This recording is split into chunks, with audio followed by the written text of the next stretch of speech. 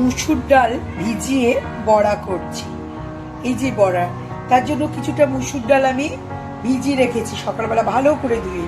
তারপরে মিক্সিতে কাঁচা লঙ্কা দুটো দিয়ে ভালো করে ফেটিয়ে নিয়ে, মানে ভালো করে মিক্সিতে মিক্স করে নিয়েছি।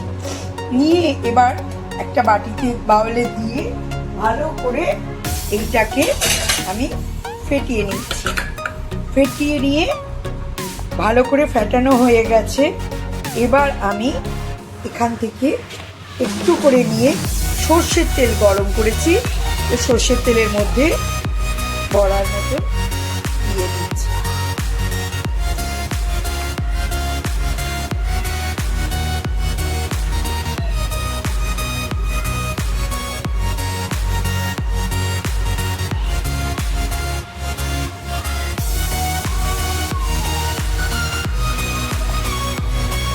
এগুলো বড়াগুলো দেওয়ার পর বড়াগুলো এইরকম এক পিঠ করে ভালো করে ভাজা হয়ে গেলে আর এক পিঠ করে উল্টে দেব।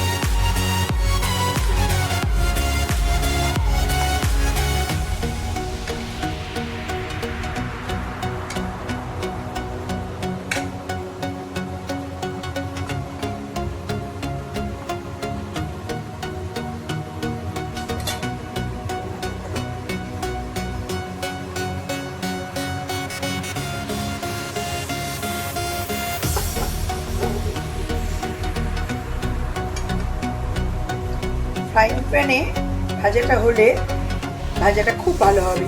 আর আগুন এটা গ্যাসের ফ্লেমটা মিডিয়াম করে দিলে, দিয়ে মুচমুচে করে ভাজলে দারুণ খেতে।